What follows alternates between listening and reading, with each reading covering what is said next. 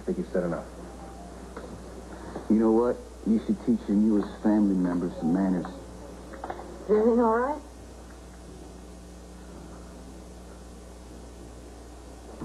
Lex, have you met, what is it they call you again? Why don't we both pretend we never met? I'll make it a point to remember traitors. It cuts down on unwelcome surprises. Were you looking for me? Your friends left without you. You got a minute? Why? Is that your answer? Why? How well do you know this man? Because he's not very nice. No, he isn't. But he pays well. When I'm working for him. Enjoy your evening. Bought a champagne. Your house reserved. You know that alcohol is a depressant? Really? Mm-hmm. Despite initial feelings of euphoria, it exacerbates any negative emotional condition. Yeah? Well, what were you doing? Why were you doing research on alcohol? It was germane to a case I was working on. Yeah? Which one? You're missing the point. No, I bet you go online to, help you out with your hangover, and then you read about how terrible, alcohol is, and la-di-da-di. La-di-da, all which happens to be true. It's true if you drink to get drunk. I'm just, just want to enjoy the evening. Well, which part was the most fun? The public celebration with the two bimbos and your no-neck associates? Jeff and Margin, they're great guys. Don't talk about Jeff and Margin. Or your tryst with the red-headed bloodsucker who's attached herself to the quartermain. You're jealous. You think she's after Ned. Ned is a grown man. He's a free agent. He can make his own choices. And if one of them happens to be consorting with a woman who clearly has an agenda, well, then so be it.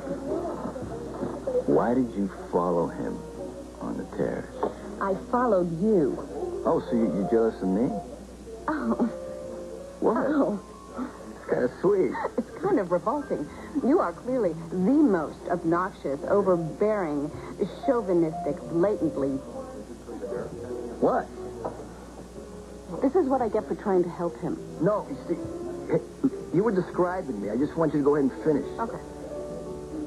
You are the most obnoxious, overbearing, chauvinistic, blatantly broken-hearted man I have ever met. Have you heard from Carly? No. Well, I know that you will.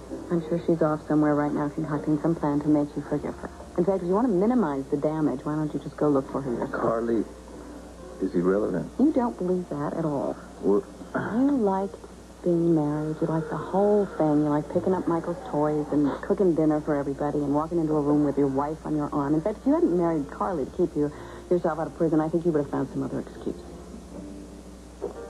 You wanted Carly and Michael, and I'm quite certain it feels empty without them. some things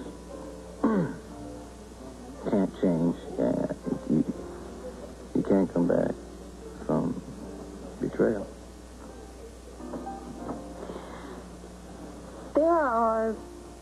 This depends on the circumstances. What are you talking about? I'm telling you that betrayal isn't absolute. Maybe the person was trying to protect you. He was wrong, but maybe his intentions were good. And when the anger cools and you start to consider what that person meant to you and the place that that person had in your life, and maybe that's why that person saved your life. You're making excuses for Carly now? I'm debating whether or not to forgive you. Now, what you did with Xander was reprehensible. But from your perverse, twisted, tragically amoral view, it is conceivable that you thought you were doing the right thing. It's called having a code. Oh, let's see. Let's see what? The code? You're going to do the code now? I'm trying to warm up to you here, and now you just made me mad. You said the code. I'm not quite sure if that entitles you to run roughshod over everyone, or if it just obligates you to punish yourself for things that clearly aren't really your fault. But in any case, it's just plain barbaric. And what I find really egregiously offensive is that's probably why you saved my life in the first place. You know, code, men with machine guns, woman, gotta get in the middle. Okay, you know what? First of all, I wasn't thinking when I jumped in front of the guns. It just happened. Exactly. That is precisely my point, you see, because it just comes so naturally to you. You don't have to think about it. It's just instinct. Okay. Second of all, I didn't do it because you're a woman. I did it because you're my friend. Or were. Am. Am what?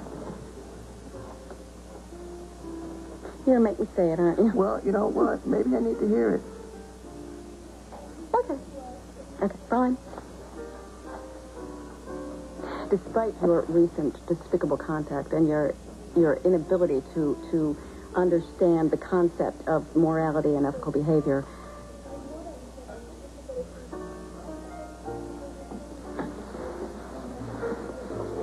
you are my friend.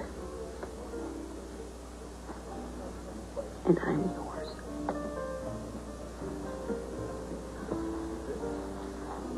Thanks. Well, you know what? To friendship and to the future, may it be better than the past.